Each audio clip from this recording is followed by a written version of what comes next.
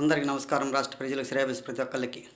గుడివాడ అమర్నాథ్ గారు ప్రజల సొమ్ముతో నిర్మించిన భవనాలకు సామాన్యుడు వాడే హక్కు లేదు, కానీ మీ మిత్రులకు జల్సాలకు ఇలా విలాసవంతమైన ప్యాలెస్లకు నిర్మించి ప్రజల సొమ్ము పక్కద్రోవ పట్టించడం ఎంతవరకు సహజం ఒకసారి చెప్పండి.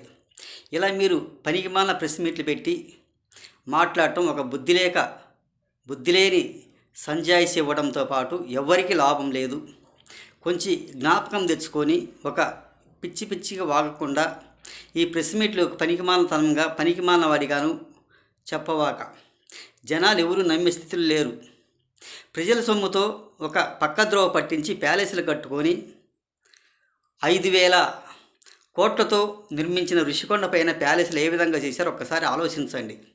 జనానికి ఉపయోగపడే పనులు చేయటం చేతగాని వాళ్ళు ఇలా ఒక 500 కోట్లు ఖర్చు పెట్టి ఒక పనికిమాలిన ప్యాలెస్లు కట్టించి ఒక సంజాయిషీ చెప్పుకుంటూ ప్రజల సొమ్ము దోచుకుంటూ ఇలా పనికిమాలిన మాటలు మాట్లాడటం ఎంతవరకు సహజమో ఒక్కసారి ఆలోచించండి.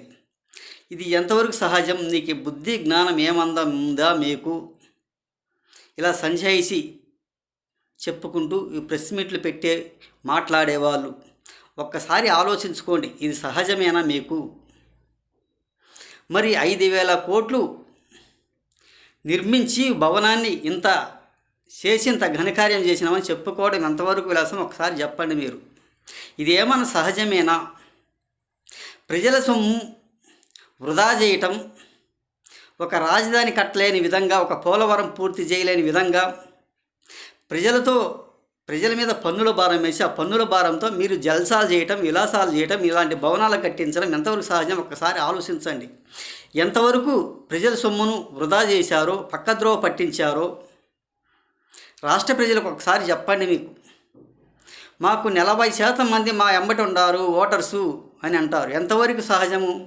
వాళ్ళకు కూడా 5 సంవత్సరాలు పట్టే తలకాయ పట్టుది ఎక్కడెక్కడ ఏం చేశారు, ఎలా దోపిడీ చేశారు, ఎలా ఏం చేశారు, కేంద్రం డబ్బు నుంచి ఎక్కడ తీసుకొచ్చారు, మాకు ఇంకా 40% ఉంది అంటాయి. ఎంతవరకు బుద్ధి జ్ఞానం ఒకసారి చెప్పండి. 11 మంది ఎమ్మెల్యేలతో మీకు ఇటువంటి పనికిమాలిన మాటలు మాట్లాడుకుంటూ ప్రతిపక్షంలో కూడా లేకుండా చేసుకున్న పనితనంగా ఈ విధంగా చేశారు మీరు. ఇలా చేయటం కూడా చాలా మంచిది కూడా కాదు. ఇటువంటి ప్రెస్ మీట్లు మాత్రం పెట్టబాకండి. ప్రజల సొమ్ము జల్సాలు చేసేవాళ్ళు విలాసాలు చేయటం, వృధా చేయటం సహజమైనది కూడా కాదు అని తెలియపరుస్తూ కొంచెం జ్ఞానం తెచ్చుకొని మీ మాటలు కొంచెం ఆలోచించుకొని ఈ సామాన్యుడికి ఎంత భారం వేశారో, ఈ సామాన్యుని పైన ఎంత విధిగా చేశారో, వాళ్ళకు ఎంత భారం పడిందో ఒక్కసారి ఆలోచించుకోవాల్సిందిగా కోరుచున్నాను.